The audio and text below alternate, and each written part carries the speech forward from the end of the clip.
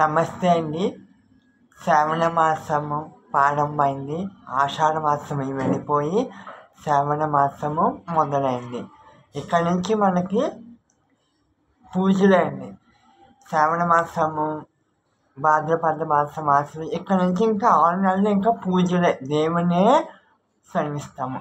ఈ శ్రావణ మాసంలో ఎక్కువగా ఆడవాళ్ళు ఎక్కువగా వరలక్ష్మీదేవిని, మంగళగౌరి వ్రతాన్ని ఎక్కువగా పాటిస్తాడు. ఎప్పుడు పౌర్ణమి ముందు శుక్రవారం రోజు అంగరంగ వైభవంగా మహాలక్ష్ములు, మహారాణులు శ్రావణ మాసము ఆ దేవుణ్ణి కొలుస్తారు. ఈ శ్రావణ మాసంలో విశిష్ట రేపు నాగపంచమి కూడా ఉందండి. ఈ నాగపంచమిలో పూజ చేస్తే చాలా మంచిదని అంటారు. రేపు నాగపంచమి. అలాగే ఆగస్టు పౌర్ణమి రోజు గంగాల పౌర్ణమి, అలాగే అన్నా చెల్లెల పండుగ.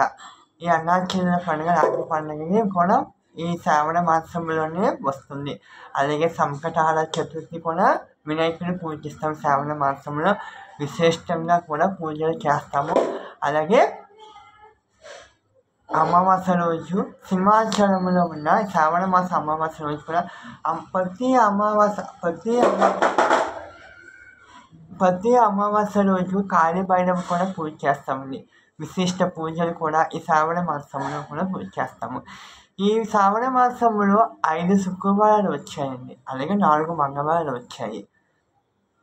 ఈ శ్రావణ మాసంలో విశేషంగా పూజలు కూడా చేస్తాము. ఎంతో అంగరంగ వైభవంగా కూడా చేస్తారండి. అందరూ బాగుండాలి, అందులో మనం ఉండాలి.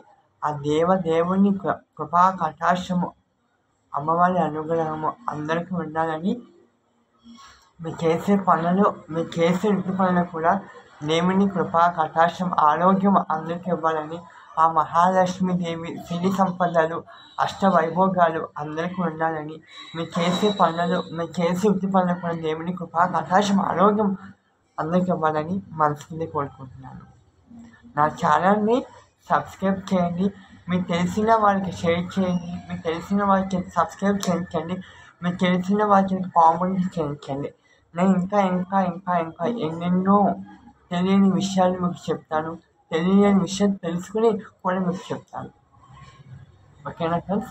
అందరూ నాకు సపోర్ట్ చేస్తారని మనస్ఫూర్తిగా కోరుకుంటున్నాను. అందరూ బాగుండాలి, అందులో మనం ఉండాలి. ఏమంటారు? అంతే కదా? నా ఛానల్ సబ్స్క్రైబ్ చేయండి. Thank you